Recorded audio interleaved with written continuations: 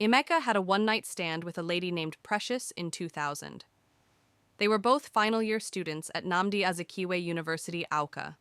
In fact, the night that they slept together, they were both at the very last of their stay at the university.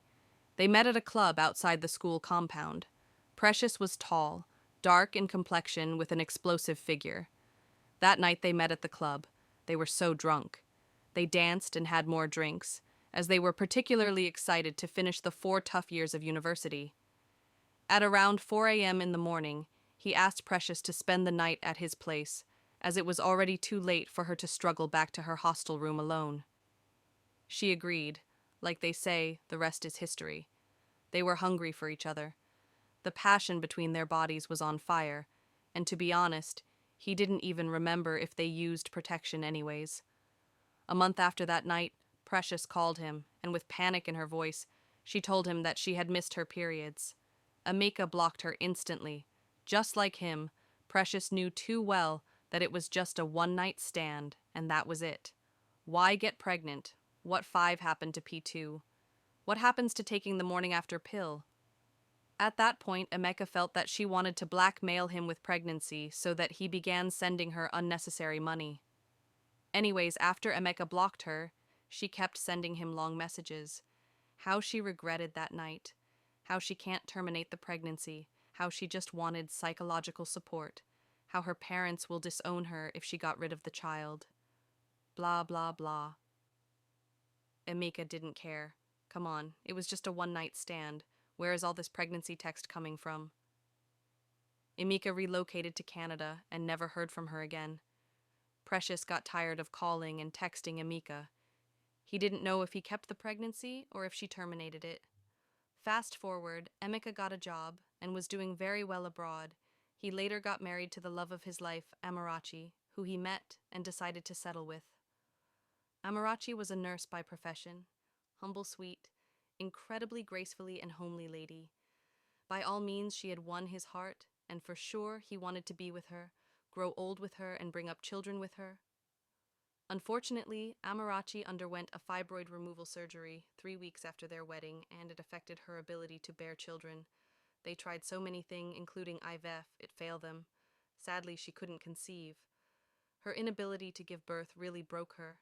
They visited dozens of doctors. They knocked at the door of many gynecologists and experts.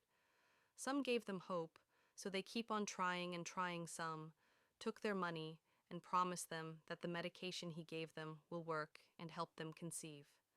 After 8 years of childlessness, his wife Amarachi was devastated. So was Emeka also. Having a child is every man's pride.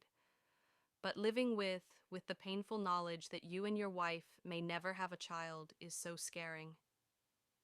Emeka was tempted to reach out to Precious, the lady he had one night with so years ago, and claimed to have gotten pregnant.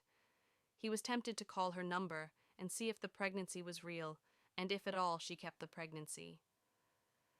At least he would secretly know that his blood is somewhere, but that would totally damage his wife.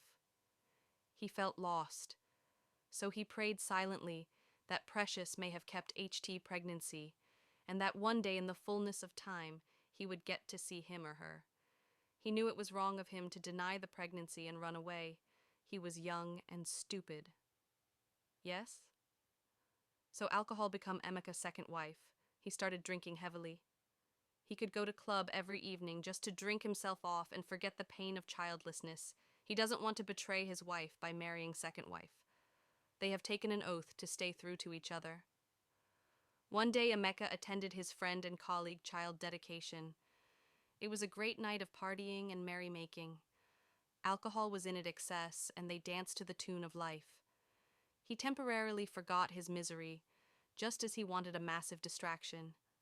And the party really helped.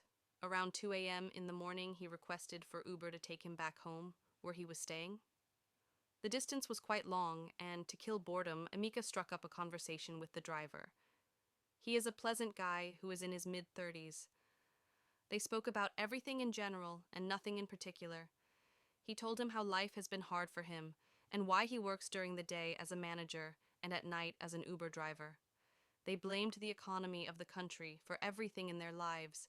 He painfully narrated to him how his son had been sick in the hospital and that every shilling he made from Uber was going to the hospital bill. Emika really felt for him. On getting to the location Lekki, he told me that the Uber fee is 22,000 naira, and that instead of sending the money to his bank account, he should send it to his wife account. So the Uber driver gave the Emeka account number to send it directly to the heroes that she could handle bill at the hospital where his son was admitted.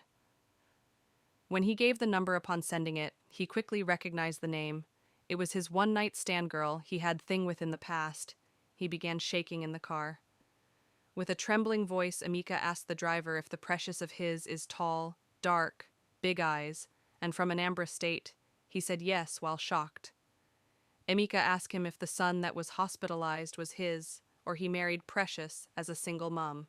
With shock and confusion and stammers, he told him that he was just taking care of Precious' son as his own since he loved her, and they are a couple. Emika immediately asked the driver to turn around and take him to the hospital where Precious' son was admitted. I need to get there now. That kid was mine. Precious had kept the baby. He was not childless after all. He needed to get to the hospital to see his blood, his heir, his only hope of being daddy. He said that he is going to do Anthony to make sure the child get the first-class medication and be discharged.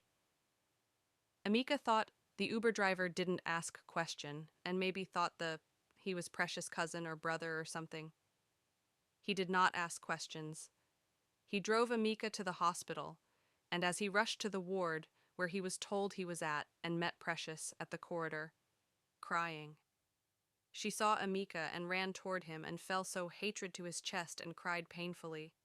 Her husband was now very confused. She cried and cried. She cursed him for abandoning his own blood, his own son.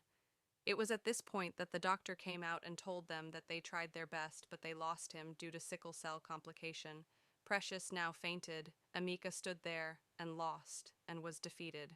He wasn't going to be a father again. Karma is real. Please always take care of your responsibility, 'cause what you abandon today might haunt you tomorrow.